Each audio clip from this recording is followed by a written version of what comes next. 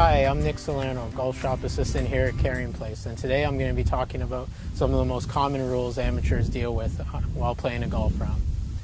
The first one that we're going to have is our water hazard.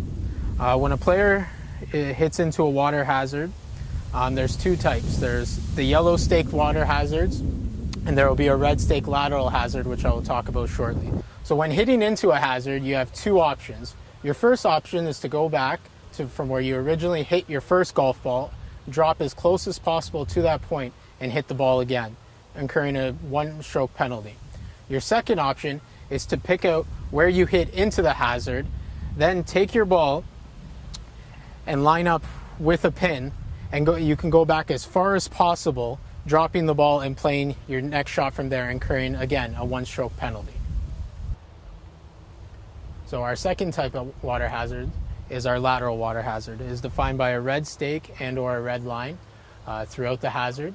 If your ball does go into it, you again have two options like a regular water hazard. Option number one is a stroke and distance, which means you go back to your original spot where you hit the first ball, incur a one-stroke penalty, and hit another shot from there.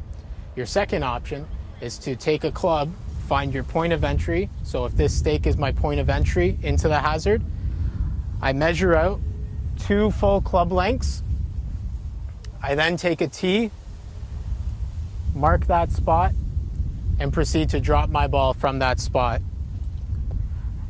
not allowing myself to go any closer to the hole. The next rule we'll be going over is what to do when you hit your ball out of bounds. The out of bounds markers are indicated by white stakes and or white lines throughout the golf course and are considered the outer boundaries of the golf course by the golf committee. Your ball must completely cross the white lines and or the stakes to be considered out of bounds. Once your ball is deemed out of bounds, you must go back to where you hit your original shot from, replay your shot from there, incurring a one-stroke penalty. The last rule we'll be going over today is what to do when your ball comes to rest on a cart path. For your free drop, you're entitled to 1 club length of relief from the nearest point of relief.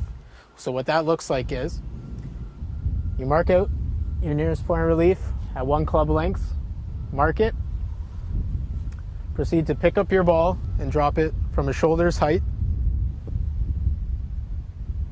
If the ball somehow rolls back onto the cart path, you are able to then pick up your ball and place it where the point it needs to be dropped.